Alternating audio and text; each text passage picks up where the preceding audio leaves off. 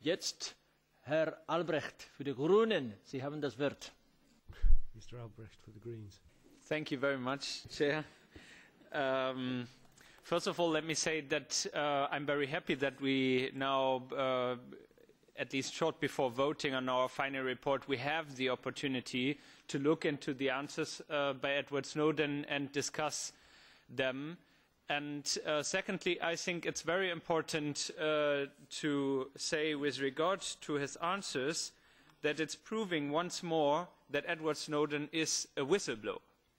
Edward Snowden is a whistleblower, and that's a very important message which we have to also send as European Parliament, because he is not a criminal.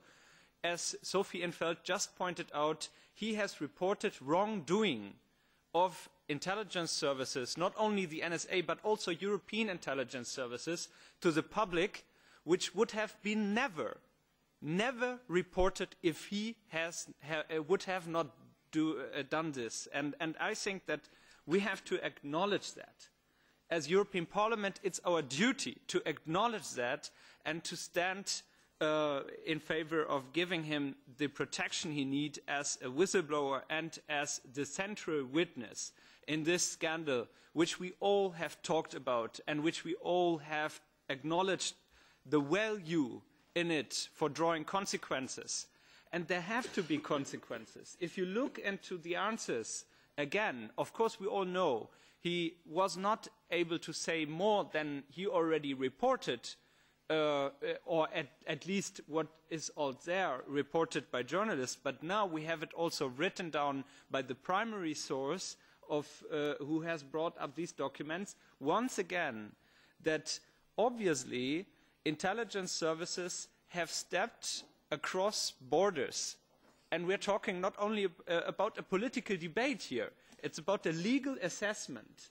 Intelligence services crossing the borders of what is proportionate, of what is actually legally in their consequences, and I think that we have to get into the details of it, and that we have to look also into the possibilities of getting Edward Snowden also as a witness to a European investigation in front of a court, or a parliamentary investigation which is also able to be called a real investigation and not only a talk, which is great that we had it, but I think there's something more in here which needs to be scrutinized also in a real investigation. And then we have to talk about how to better control intelligence services and their work. Obviously, intelligence services on both sides of the Atlantic, and I mean we are at the forefront of what rule of law based democracies are out of control. And that's again written down by Edward Snowden directly, who has an insight into what the intelligence services are doing together.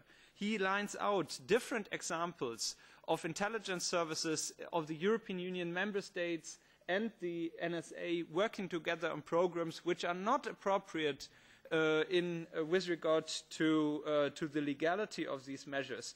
They are disproportionate, and this is even acknowledged already by the US government. I mean, we should not be behind the US government in acknowledging that something was going wrong. We should be at the forefront naming it. And that is something which I think is very important also with regard to our Wednesday's vote on the final report of this inquiry. So I think that these questions, again, with regard to his status as a whistleblower, but also with regard to the facts on the ground, was very important. These answers were very important, and I think that we need to do our best as European Parliaments to bring these facts to the awareness of the national parliaments and the national governments in the European Union. Because, let me close with that, only showing with the finger to the NSA and to the USA is really wrong in this case. It's not appropriate.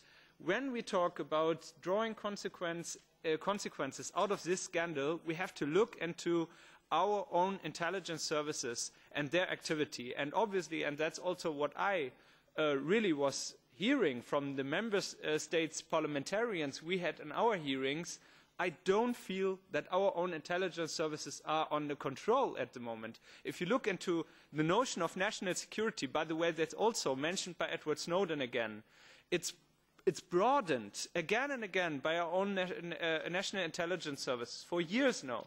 By the way, since the Echelon inquiry here in the Parliament already brought that on the table in 2001 in its report, 160 pages, that's on the table. National security has been broadened massively. I mean, we should debate about the fact or the question if spying on other EU member states, their institutions, their people and their companies is in the notion of national security of an EU member state. Shouldn't we debate that? Shouldn't we put that into our report and bring that to the awareness of national parliaments, which are obviously not looking at this at the moment? I think yes, and therefore I really recommend to strengthen our language in our final report with regard to these questions. But at the end, also if we just go voting it in the way we have voted in our committee, please reconsider our amendment with regard to the status of Edward Snowden as a whistleblower and as a witness, and just stating that he's not a criminal, but somebody who brought this all to public awareness. Thank you very much. Thank you. Now your turn.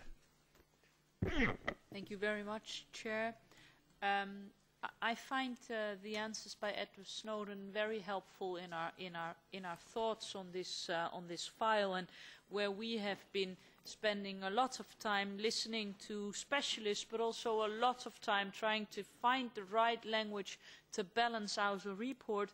He puts back in our thoughts the questions that are there. For instance, secret services in the US and in Europe, are they always looking for terrorists, or am I, as not a central politician, not a central-based politician, am I outrageous in my opinion, and therefore should you look at me?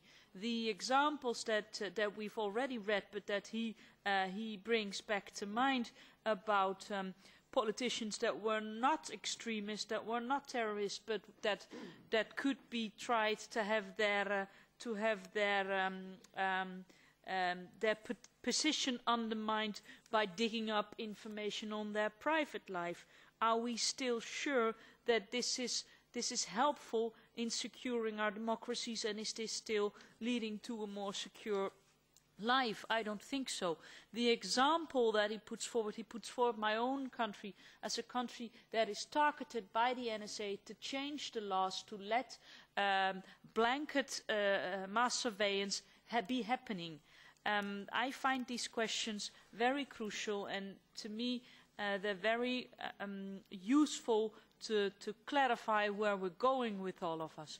And for the Greens, the vote tomorrow, the vote on Wednesday, the debate tomorrow and the vote on Wednesday is also a vote that shows that this Parliament is very worried. And for us it would also be very valuable if our colleagues in the S&D and the Liberals would vote with us on the amendment that we put forward to give Edward Snowden the status of a whistleblower and the possibility to ask for asylum in the European Union, because it is not enough just to put it on paper, as we say in the Netherlands.